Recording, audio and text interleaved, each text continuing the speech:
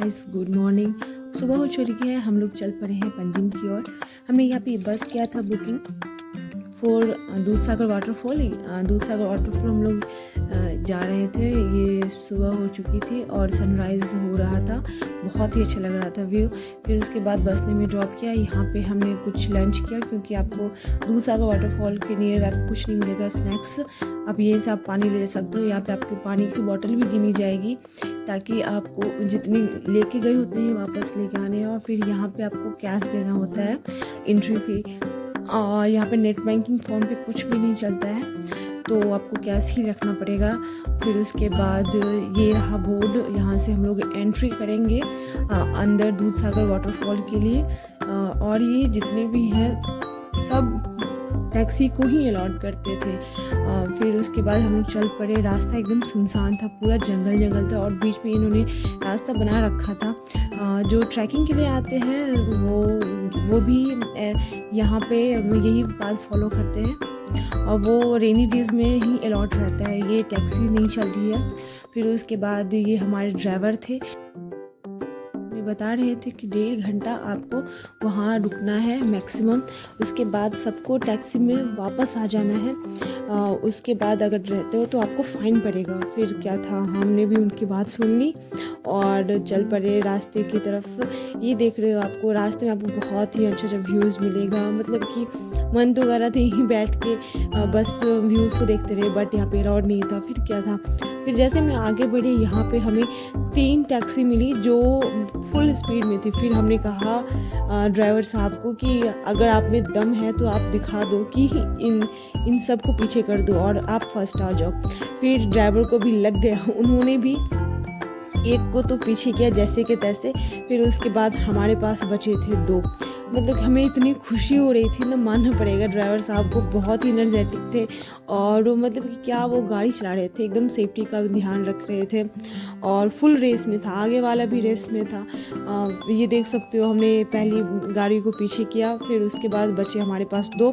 फिर उसके बाद ये व्यू इतना अच्छा लग रहा था, चारों साइड ग्रीन सीनरी और ये पहाड़, मतलब बहुत ही सुंदर लग रहा था। ये विलेज था जो कि इसी के अंदर था और यहाँ पे बाहरी लोग नहीं अलॉट है।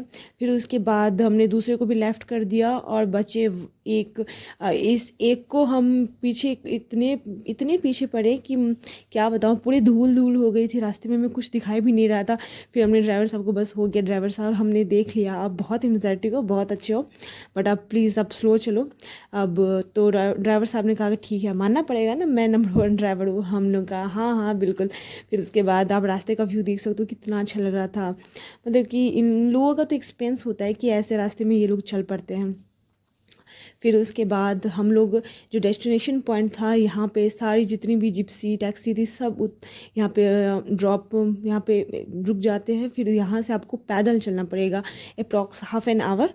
तो सब ने अपना अपना सामान पैकअप किया, अपने बोटल्स काउंट किए और फिर हम लोग चल पड़े।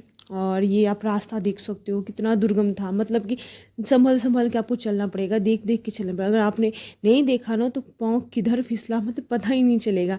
बड़े बड़े रॉक्स थे इधर, मतलब कि एकदम चट्टानों के बीच में था ना, मतलब कि बहुत ही अच्छा लग रहा था हमें।